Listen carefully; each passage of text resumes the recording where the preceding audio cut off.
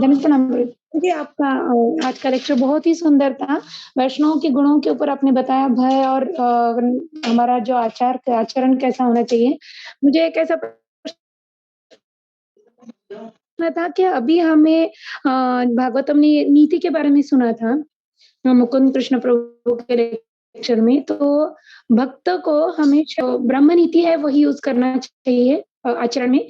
और जब बाहर जो भौतिक लोगों के साथ हम आचरण करते हैं, तब शुक्र नीति का आचरण होना चाहिए। तो आपने जो बताया कि हमें वो आचरण ऐसा होना चाहिए शुद्ध कि जिससे प्रचार हो, है ना? प्रचार होने के लिए। तो वो दोनों मतलब शुक्र नीति का अगर पालन करते हैं, तो ये आचार मतलब प्रचार करने में, ये दोनों में थोड़ा कन्फ्यूज़न हो रहा है। ये कैसे हो सकता है या बताइए? तो देखिए ये प्रभुपाद ने जब ये प्रश्न पूछा तो प्रभुपाद कहते हैं we should be lamb at home and lion at the chase. कैसे होना चाहिए? हम भक्तों के साथ जब भक्तों के साथ पेश आ रहे हैं तो एक भक्त के जैसा होना चाहिए, कृष्ण, है ना? और लेकिन बाहर जाए तो क्या अभक्त बन जाए क्या? या बाहर जाए तो क्या उनके जैसा बन जाए क्या? नहीं, तो हमको कर्मी के जैसा नहीं बन जाना है कि अरे कुछ भी जो जो मेरा फायदा देखता हूँ सिर्फ। नहीं, हम अच्छा व्यवहार करें, पर इसका मतलब ये नहीं कि दूसरे लोग मेरे साथ कुछ भी कर ले और मैं बोलूं मैं तो नम्र भक्त रहूंगा, मेरा गला भी काट दो, मेरा अर्जुन कह रहा था मैं जाता हूँ, कृष्ण करे तुम यहाँ लड़ो बैठ के, तुम्हारा कर्तव्य लड़ना, ये अधर्मी है, इन अधर्मियों को के साथ लड़ना तुम्हारा क्षत्रिय है, धर्म का स्थापना करो। और कृष्ण ने तो यहाँ तक बोला कि अधर्मियों को अधर्म से भी मारा जा सकता है, लेकिन ये नहीं कहा कि अर्जुन पहले से अधर्म करना शुरू कर दो। जब कौरवों ने अधर्म किया 9वें दिन, जब अभिमन्यु को मारा अधर्म से, तो उसके बाद कृष्ण ने बोला अभी अभी नहीं, अभी बहुत धर्म धर्म बहुत हो गया, इन लोगों को बहुत लंबी रस्सी दी थी, अभी इसके साथ इस रस अभी अभी इनके साथ इनको कुछ करना पड़ेगा। तो कृष्ण पहले ये नहीं करे कि आप जब दुनिया में जाओ तो अधर्म करना चालू कर दो, क्योंकि सब दुनिया में अधर्म ही तो कर रहे हैं। नहीं, भक्त अधर्म करने के लिए नहीं है, पर भक्त का अर्थ ये भी नहीं है कि दुनिया वाले मुझको कुछ भी करना चालू कर दे, मेरे से मेरा शोषण करे, मेरे साथ गलत व्यवहार करे और मैं कुछ नहीं बोलूंगा, मैं कुछ नहीं करूंगा। नहीं, मेरा अच्छा व्यवहार होना चाहिए। और उसके बाद अभी ये हमारे लेवल का स्तर का डीलिंग है, जब हम दुनिया में रह रहे हैं, कार्य कर रहे हैं तो इस प्रकार। लेकिन आप देखिए हरिदास ठाकुर वो वैष्णव हैं जिनको 22 बाजार में मारने के बाद जो मारने वाले थे उनके लिए ये प्रार्थना कर रहे हैं। जीसस को जिंदा लटका दिया इन लोगों ने, खील नोच दी उसके अंदर, और जीसस क्या कर रहे, जिन्होंने खील मारी उनके लिए प्रार्थना कर रहे हैं।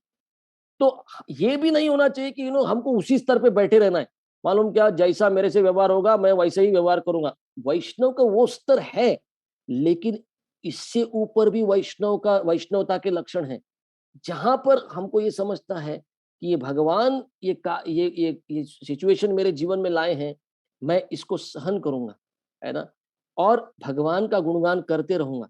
तो वैष्णव का जो रिस्पॉन्स है दुनिया में जाकर, कौन सी नीति है, वो अपने स्तर के अनुसार है, पर हमको कर्मी के स्तर पर नहीं गिरना है। हम भी कूटनीति करने लगे, हम भी हमेशा स्कीम बनाए कैसे दूसरे के साथ चीटिंग करेंगे, नहीं, फिर वो वैष्णव नहीं हुआ। वो इस प्रकार के वैष्णव नहीं सोचता। श्योरली ये नहीं होना चाहिए। प्रभुपाद ने शिष्य को बताया कि अरे तुम अमेरिका से भारत में आए, ये लोग सिर्फ चीटिंग कर रहे हैं। जुहू में जब सीमेंट खरीदना होता था, जुहू मंदिर के लिए लोखंड खरीदना होता था, भक्त लोग 4-4 गुना पैसा दे के आते थे और बोलते थे अरे बहुत सस्ते में मिला। वो क्या करते थे, अमेरिका का कॉस्ट देखते थे और इंडिया। प्रभुपाद बोलते थे तुमको बेवकूफ बनाया जा रहा है, तुमको समझता क्यों नहीं, है ना। यहाँ तक कि प्रभुपाद ने तमाल गोविंद महाराज को बताया, तमाल कृष्ण गोस्वामी महाराज को बताया, आप मायापुर जा रहे हो जमीन खरीदने के लिए, वहां पे लोग चीटिंग करेंगे, तुम्हारा पैसा लूट लेंगे। प्रभुपाद ने उनको बताया कपड़े के अंदर कैसे पैसा कैसे छुपाया जाता है। प्रभुपाद ये नहीं बोला भक्त के जैसे जाओ, अरे हाथ ऊपर करके नाचते हुए जाओ, पैसा दिखाओ, अरे पैसा देखते तुमको मार डाल देंगे और कहाँ तो खत्म हो जाएगा। प्रभुपाद ने बताया कि आप जब दुनियादारी में हो तो ऐसे रहो कि दूसरे आपके साथ चीटिंग नहीं कर सकते, पर ये मत करो कि दुनिया वाले तुम बन जाओ, वो नालायक है तो हम भी नालायक पनाई करना वहीं से काम चालू करेंगे। ये भक्त का लक्षण नहीं। फिर इसके ऊपर और सोचना पड़ेगा कि भक्त का इससे ऊपर का लक्षण क्या है, उससे ऊपर क्या है। ठीक है माता जी?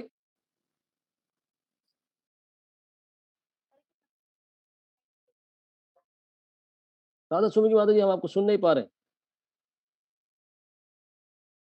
हरि बोल माता जी, आप सुन रहे हैं? पता नहीं, कुछ राधा स्वामी की माता जी, उनका ऑडियो का कुछ तो प्रॉब्लम है। हम्म। ठीक है प्रभु जी, टाइम बहुत हो गया, 9:18 हो गए हैं। ठीक है प्रभु जी, है ना? बहुत बहुत धन्यवाद।